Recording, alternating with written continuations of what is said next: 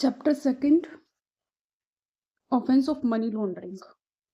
तो basically chapter 1 में हमने कुछ डेफिनेशंस देखी थी, तो उसी डेफिनेशन में बताया गया था कि मनी लॉन्ड्रिंग क्या होगी। तो सेक्शन 2P बताता है मनी लॉन्ड्रिंग का वही मीनिंग होगा जो इसको असाइन किया गया है सेक्शन 3 में। अब सेक्शन 3 चैप्टर 2 बेसिकली डील करता है ऑफेंस ऑफ मनी लॉन्ड्रिंग से। तो इसमें आपको 2 ही सेक्शन देखने को मिलेंगे चैप्टर सेकंड में, सेक्शन 3 सेक्शन 4। सेक्शन 3 में मनी लॉन्ड्रिंग के बारे में बताया है, सेक्शन 4 में उसकी पनिशमेंट के बारे में बताया है। तो सेक्शन 3 को पढ़ने से पहले I would request you all कि चैनल को अगर अभी तक सब्सक्राइब नहीं किया है तो चैनल को सब्सक्राइब कर लीजिए। तो देखते हैं what is the offence of money laundering. तो section 3 states that whosoever directly or indirectly attempts to indulge or knowingly assist or knowingly is a party or is actually involved in any process or activity which is connected with the proceeds of crime, including its concealment, possession, acquisition, use, and projecting or claiming it as untainted property, shall be guilty of offense of money laundering। तो जो कोई भी, चाहे वो directly है या indirectly indulge होने के लिए या नोइंगली असिस्ट कर रहा है, जानबूझकर किसी की हेल्प कर रहा है, असिस्ट कर रहा है उसको, या फिर वो पार्टी है, या वो एक्चुअली इन्वॉल्व है ऐसे प्रोसेस में, एक्टिविटी में जो कनेक्टेड है प्रोसीड्स ऑफ क्राइम से। तो ये जो डेफिनेशन है प्रोसीड्स ऑफ क्राइम, इसको सब्सटीट्यूट किया गया है। ये पहले थी proceeds of crime and projecting, इसको 2013 के अमेंडमेंट से प्रोसीड्स ऑफ क्राइम कर दिया गया है। अब इसमें इसके साथ में क्या क्या होगा, इंक्लूडिंग इट्स कंसीलमेंट, उसको छिपाना, उसका पोजेशन रखना, एक्वायर करना या यूज करना, एंड प्रोजेक्टिंग और क्लेमिंग। तो इस वाली डेफिनेशन को थोड़ा सा बड़ा कर दिया, पहले थी proceeds of crime and projecting, अब प्रोसीड ऑफ क्राइम के साथ में क्या क्या ऐड कर दिया, इंक्लूड करना, including it's concealment, possession, acquisition, use, ये चीज़ें कर दी। बाकी जो प्रोजेक्टिंग ऑफ और क्लेमिंग, ये वर्ड प्रोजेक्टिंग के साथ में और क्लेमिंग वर्ड यूज कर दिया है, तो वो वाले ऑफेंस क्या कहलाएंगे, मनी लॉन्ड्रिंग कहलाएंगे। उसको ऐसे दिखाया जा रहा है जैसे कि वो अनटेंटेड प्रॉपर्टी है, उस प्रॉपर्टी को ऐसे दिखाया जा रहा है कि वो बेदाग प्रॉपर्टी है। तो अनटेंटेड मतलब वो लीगल सोर्स से कमाई गई है। तो ऐसा पर्सन अगर ये जो कुछ ये बातें जो बताई है ये करता है तो वो पर्सन लायबल होगा सेक्शन 3 में for the offence of money laundering. अब अगर बात करें प्रोसीड्स ऑफ क्राइम क्या होता है, तो proceeds of crime section 2U में बताया है। 2U कहता है कि ऐसी प्रॉपर्टी जो ड्राइव की गई है, ऑब्टेन की गई है, चाहे डायरेक्टली है इनडायरेक्टली है, बाय एनी पर्सन, कैसे, as a result of criminal activity करके, जो शेड्यूल ऑफेंस हमने बताए थे शेड्यूल में, उन वाले ऑफेंसेस के तहत में अगर कोई क्रिमिनल एक्टिविटी करके कोई भी प्रॉपर्टी कमा रहे हैं तो वो प्रोसीड्स ऑफ क्राइम है। तो यहाँ पे सेक्शन 3 में प्रोसीड्स ऑफ क्राइम के बारे में बताया है, और सेक्शन 3 में बता दिया कि मनी लॉन्ड्रिंग का ऑफेंस कब होगा। और इसके अलावा एक्सप्लेनेशन कहती है, ये एक्सप्लेनेशन इंसर्ट की गई थी फिनांस एक्ट 2019 से। तो ये कहता है कि a person shall be guilty of offence of money laundering अगर वो person is found to have directly और इनडायरेक्टली अटेम्प्टेड टू इंडल्ज और नोइंगली असिस्टेड और नोइंगली इज अ पार्टी और इज एक्चुअली इन्वॉल्व है इन वन और more of the following process. तो ये प्रोसेस कौन कौन से हैं और एक्टिविटीज कौन कौन सी है जो कनेक्टेड है विद प्रोसीड्स ऑफ क्राइम, तो नेमली concealment, possession, acquisition, use, projecting as untainted property, claiming as untainted property in any manner whatsoever, चाहे कोई सा भी मैनर क्यों ना हो, किसी भी तरीके से आप ये सब काम कर रहे हैं तो ये माना जाएगा कि वो पर्सन यहाँ पे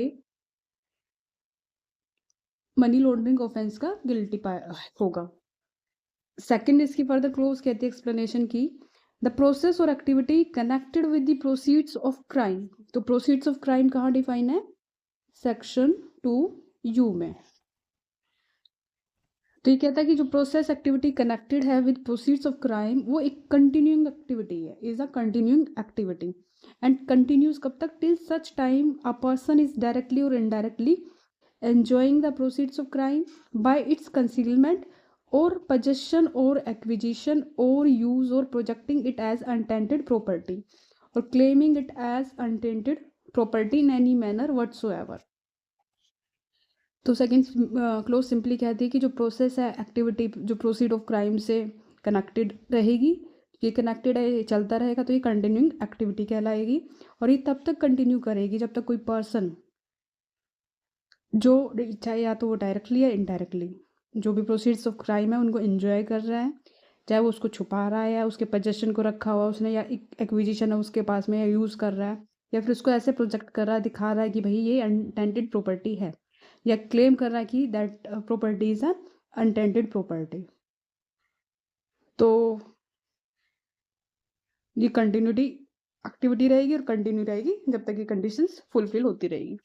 अब बात करें पनिशमेंट क्या होगी, हमने सेक्शन 3 में तो बता दिया कि ऑफेंस क्या होगा, मनी लॉन्ड्रिंग का कब कहेंगे हम, तो पनिशमेंट क्या रहेगी। तो बेसिकली इस पर 2 पनिशमेंट बताई हुई है।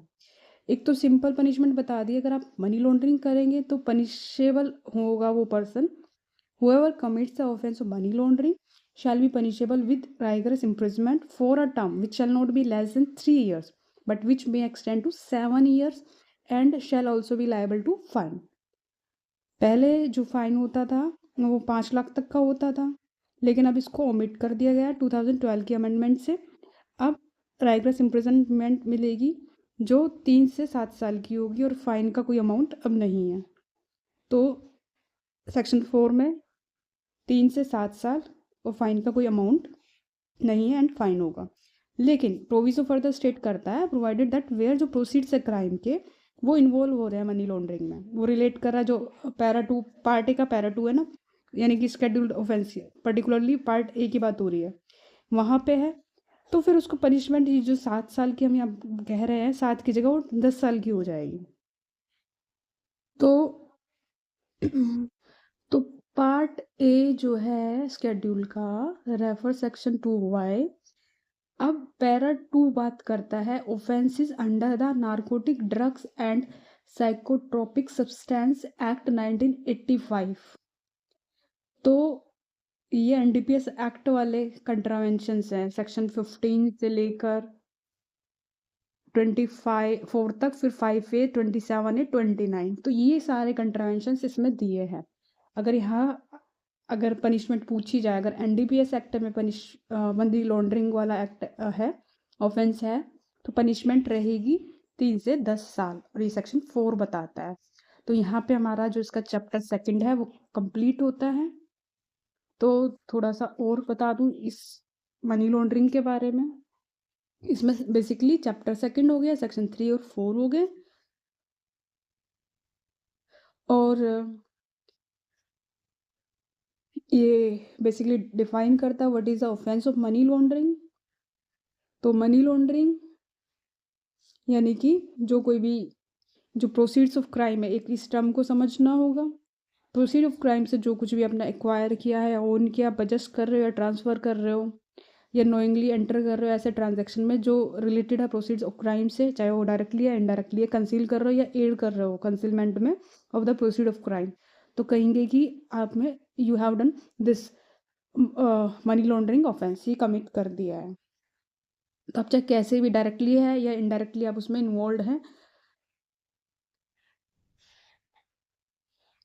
तो ऑफेंस कमिटेड माना जाएगा।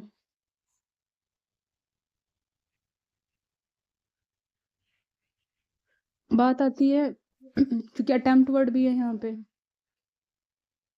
लेकिन तो कोई प्रोसेस है या एक्टिविटी जो कनेक्टेड है with the proceed of crime वो भी इसके स्कोप में होगी, इस एक्ट के स्कोप में होगी। तो यहाँ पे बहुत वाइड एक्सप्रेशन यूज किए गए इस सेक्शन में, ये जो वेरियस एक्टिविटीज़ हैं उनको भी कवर करेगी, बट जो कनेक्शन डायरेक्टली या इनडायरेक्टली प्रोसीड्स ऑफ क्राइम के साथ ही होना चाहिए। अगर कोई पर्सन कनेक्ट जानबूझ के कनेक्ट करता है क्राइम के साथ में, और वो वाला क्राइम पनिशेबल है अगर ऑर्डिनरी क्रिमिनल लॉ में या स्पेशल लॉ में, तो फिर यहाँ डील नहीं होगा वो। बट अगर प्रोसीड्स ऑफ क्राइम जो आए हैं और वो जो स्केड्यूल ऑफेंस बताए गए थे उस ऑफेंस के से रिलेट कर रहे हैं, then that particular person will be dealt under this act. तो ये था मनी लॉन्ड्रिंग। मनी लॉन्ड्रिंग क्या होती है और पनिशमेंट इसकी क्या बताई गई थी। सेक्शन 1 में हमने सोर्स टाइटल एक्सटेंट कवर किया था, 2 में डेफिनेशन कवर की थी जिसमें 2 क्लोजेस थी और ए से लेकर जेड बी तक चीज़ें थी वहाँ पे। बात करें प्रिवेंशन इसकी मनी लॉन्ड्रिंग ऑफेंस की, तो जो 2P है उसमें डिफाइन है व्हाट इज मनी लॉन्ड्रिंग। तो मनी लॉन्ड्रिंग का सेम मीनिंग होगा जो उसको असाइंड है सेक्शन 3 में। बात करें प्रोसीड्स ऑफ क्राइम, एक ये टर्म यूज हुई है यहाँ पे, तो सेक्शन 2U में डिफाइन की गई है। प्रोसीड ऑफ क्राइम का मतलब एनी प्रॉपर्टी जो ड्राइव्ड है या ऑब्टेन्ड है, डायरेक्टली है चाहे इनडायरेक्टली है, किसी पर्सन के द्वारा एज ए रिजल्ट किस चीज़ का, जो क्रिमिनल एक्टिविटी है और वो रिलेट करनी चाहिए जो स्केड्यूल्ड ऑफेंस है। अब बात आती है कि स्केड्यूल्ड ऑफेंस क्या होते हैं। स्केड्यूल्ड ऑफेंस वो ऑफेंस होते हैं जो स्केड्यूल दिया गया है उसके part A, part B, part C में फॉल कर रहे हैं, या फिर कोई value of any such property. हम बात कर रहे हैं प्रोसीड्स ऑफ क्राइम की, तो प्रोसीड्स ऑफ क्राइम जो भी पर्टिकुलर प्रॉपर्टी है जो इज टेकन और held outside the country then the property equivalent in value held within the country और अब्रोड, तो ये प्रोसीड्स ऑफ क्राइम कहलाएगी। एक्सप्लेनेशन फर्दर कहती है कि जो क्लैरिफाई किया जाता है कि जो प्रोसीड्स ऑफ क्राइम है इसके अंदर में कौन कौन सी प्रॉपर्टी इंक्लूड होगी। Include property not only derived और obtained from the scheduled offence but also any property which में डायरेक्टली और इनडायरेक्टली भी ड्राइव्ड और obtained as a result of criminal activity. एक तो ये है कि आप डायरेक्टली इनडायरेक्टली ड्राइव कर रहे हैं या फिर उसके रिजल्ट से फर्दर कोई प्रॉपर्टी आप एक्वायर कर रहे हैं या फिर ड्राइव या ऑब्टेन कर रहे हैं। लेकिन एक चीज़ यहाँ पे ध्यान रखने वाली कि वो जो क्रिमिनल एक्टिविटी है वो रिलेटेबल होनी चाहिए शेड्यूल्ड ऑफेंस से। अब माय क्वेश्चन इज दैट अगर एनडीपीएस एक्ट में शेड्यूल्ड जो ऑफेंस बताया हुआ है वहाँ पे ऑफेंस कमिट करते हैं, इसके पार्ट में part A, part B, part C में बताया हुआ, बट जो एनडीपीएस वाला है वो पार्ट ए के पैरा 2 में बताया हुआ है, तो उसकी पनिशमेंट कितनी होगी। अगर आप एनडीपीएस में करते हैं ऑफेंस कमिट तो उसकी पनिशमेंट होगी 3 to 10 ईयर्स और जनरल जो मनी लॉन्ड्रिंग है उसकी पनिशमेंट होगी 3 to 7 ईयर्स और फाइन।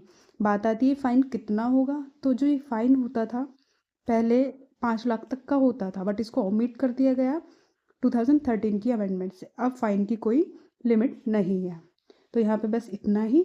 नेक्स्ट वीडियो देखने के लिए बने रहें और चैनल को सब्सक्राइब करें। Thank you.